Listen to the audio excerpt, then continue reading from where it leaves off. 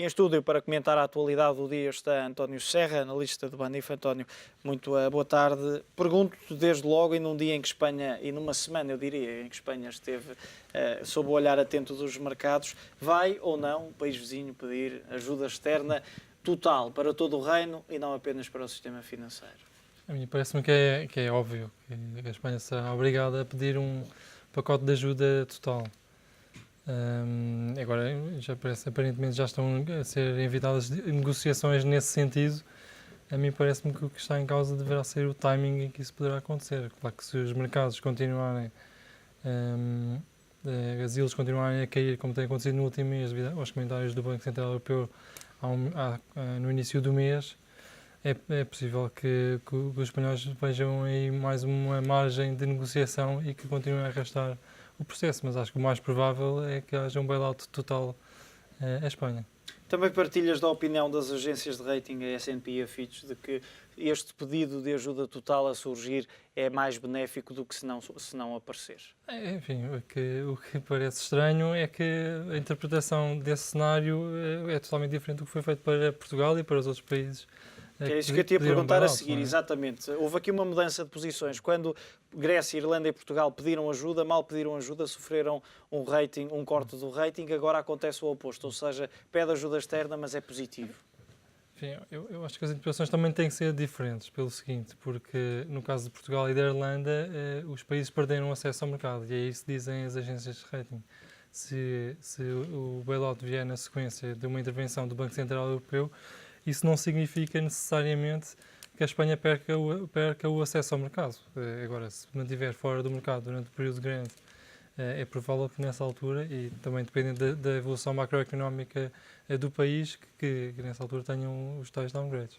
Ainda assim, o tempo agora, mais do que nunca, e porque estamos a falar de um gigante europeu, é importante, e quando falo do tempo, falo do Banco Central Europeu e da posição, dizias há pouco, e citavas as declarações de Mário Draghi no início do mês, é importante que o Banco Central Europeu decida o que é que vai fazer agora já no início de setembro. Bom, de qualquer maneira, independente do que decida, há sempre a questão da condicionalidade, isso também ficou bem claro na reunião do início do mês. Portanto, o Banco Central Europeu só irá intervir após ser solicitado um bailout pelo país, neste caso a Espanha.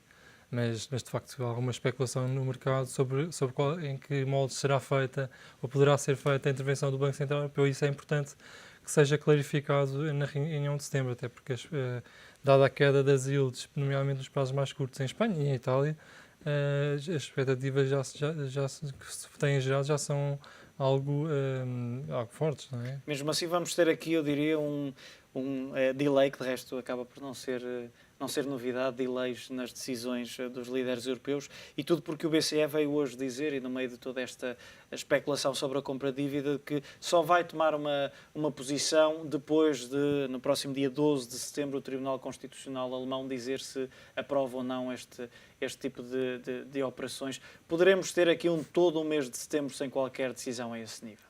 Bem, já houve vários meses em que não tivemos nenhuma decisão e tivemos muitas discussões e não se tomaram decisões. E efetivamente pode acontecer novamente em setembro, até porque há muitos eventos, a começar pela reunião do BCE logo no dia 3 de setembro. Mas é importante que o BCE clarifique a estratégia e poderá passar além de cortar taxas novamente, poderá passar por alargamento do colateral para conceder mais liquidez aos bancos, por exemplo, e esclarecer como é que pretende intervir na compra de dívida pública dos países que o solicitarem.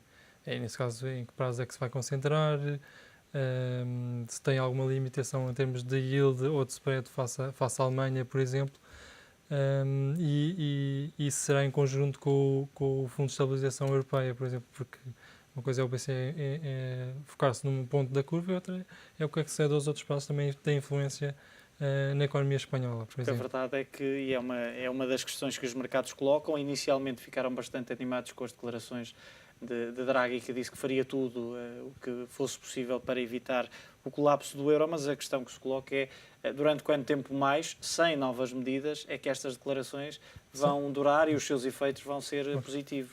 Enfim, acho que essas declarações não foram de todo inocentes, até porque vimos o timing em que elas foram feitas, logo no início do verão, evitou-se um verão quente, não é?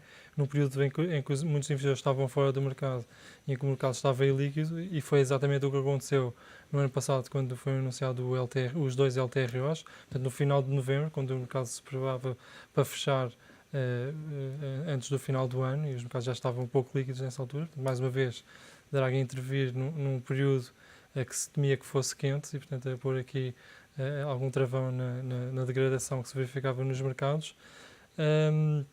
Agora, de facto, setembro vai ser um mês muito quente, porque vamos ter muitos eventos e vão ser sucessivos. Temos a reunião do BCE logo no dia 3, como eu referi. Depois, na semana seguinte, temos a tal decisão do Tribunal Constitucional Alemão, que é de facto muito importante, no dia 12. Depois temos logo a seguir reuniões do ECOFIN, as eleições na Holanda também, e depois pelo meio ainda vamos ter os resultados do CSS da Banca Espanhola lá mais para o fim de setembro. Portanto, vai ser um mês com muita volatilidade. É isso que estamos à espera. Olhando para o Conselho de Ministros em Espanha, que hoje é também um dos destaques deste último dia da semana, algumas das notícias que vão saindo, nomeadamente a criação de um bad bank, e já vamos analisar isso.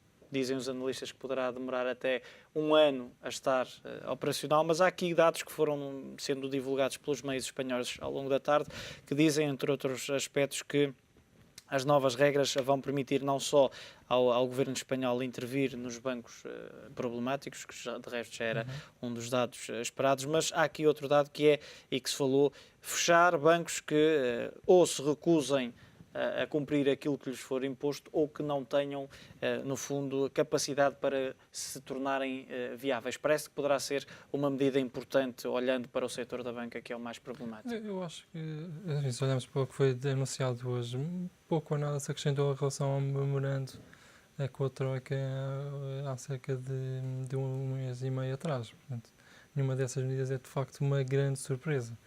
O facto de se poder fazer um wind-down de bancos, enfim, o banco com maiores problemas é a banca. É um banco de grandes dimensões. Esse problema não se vai colocar, pelo menos no início, na banca.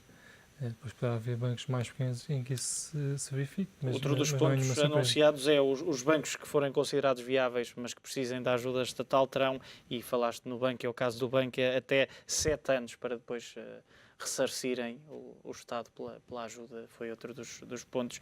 Parece que, de alguma forma, ia tomar como base aquilo que ficou acordado com a Troika e aquilo que vai sendo divulgado a conta-gotas, que vai solucionar o problema da banca espanhola. Acho que vai tentar evitar que a situação se continuasse a degradar e tentar pôr um ponto final nessa questão.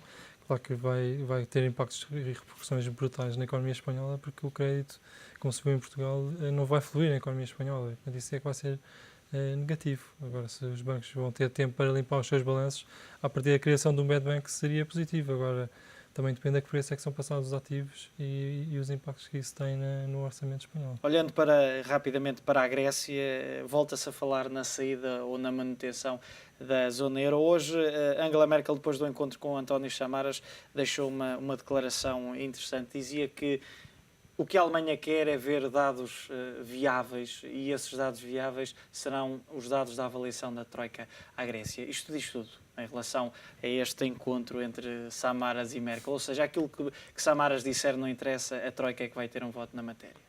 Como sempre. Mas o que se passa realmente é que há muitos anos, ou alguns anos, que nós vemos os gregos a tentarem maior flexibilidade da parte dos políticos europeus, e neste momento não há nenhuma flexibilidade. E, portanto, por isso é Merkel ajustar a responsabilidade para os resultados da Troika, que nunca serão bons, e depois vamos lá ver se de facto a situação se vai continuar a perpetuar ou não. António, muito obrigado pela tua Obrigado. análise. António Serra, com os destaques desta sexta-feira quente nos mercados, com várias notícias, nomeadamente o encontro entre Angela Merkel e António Samaras, e também o Conselho de Ministros espanhol e as decisões, as mudanças ao sistema financeiro do país.